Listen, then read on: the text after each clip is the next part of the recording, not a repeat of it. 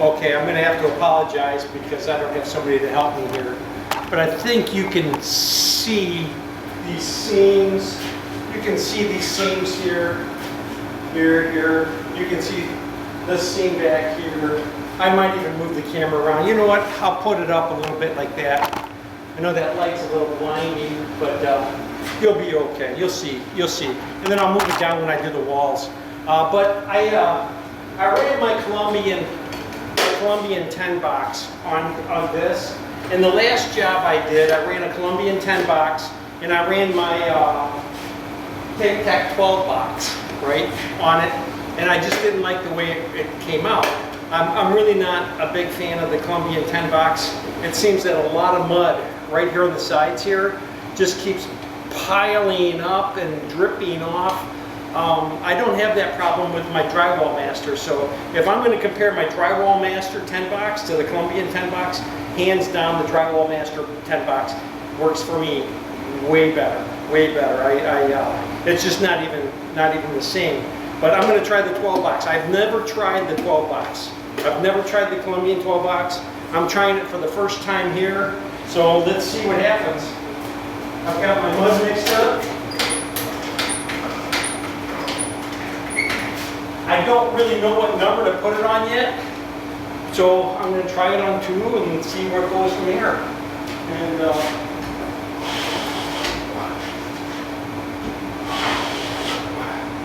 actually, that seemed very nice.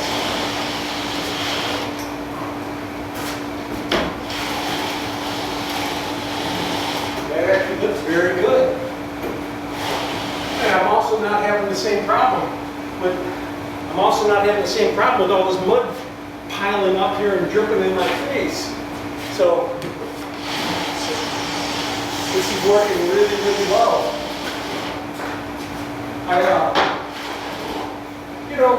I am pretty good at hand finishing too. I've done a lot of hand finishing, but I watched this guy. It looked like he had more sheets than I've got, and he's hand finishing this, and I'm thinking, oh my gosh, guy, you need to get one of these because I don't know, what are you making? I mean, I know what I make per hour running this box, and if I had to hand finish this, and again, I'm not slow at it. I'm really not. But if I had to hand finish all of this, I'm making a lot less per hour, a lot less, because you know what? This seam is done. That just needs to be sanded. You know, this seam here is done. I've got to cross off the butt joints a little bit, but other than that, that seam is finished. That's ready to sand. So it's much quicker.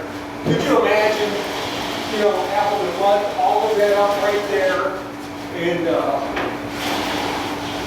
mud all of that up right there, and then flare the edge and wipe it out. Even if you knew how to just skim, you're still way quicker with this. Way quicker. I pumped this thing up once. And I ran 1, 2, 3 seams, roughly 12, 13 feet long. This one's actually more like 16 feet long. And I've done 1, 2, 3, 4 butt joints that are 4 feet long with 1 pump full, 1 box full. I add a little bit more mud right now, but because I have still 1 more butt joint here on the ceiling.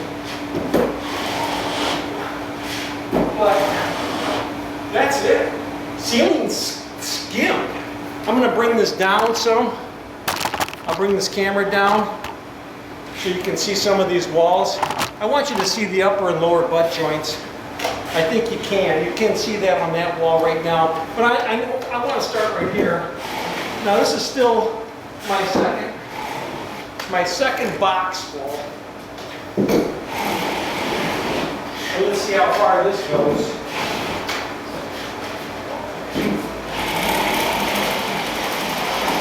I don't like to run over the light boxes. This one I can because I did put tape over it. but I don't really care to run over them. I don't like to get a whole bunch of, you can, don't get me wrong, you can, but I don't have to like to try to clean the mud out of it. So what did I do there? I did, 8, 9, 10, 12, 16. I can finish this one up too. I did another bunch of them, but the amount that you can get done compared to a handful is incredible. And just incredible.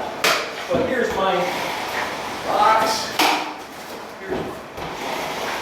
Now I do see that I have a little bit of a holiday right there, so I want to do that. And I see it, I have another thing. I'm going to grab the camera and show you something else here. Somebody was talking about how when they go to paint, the +3, that sometimes it pulls on them. So the mud pulls up and they have a bad problem. So let me show you something here on it.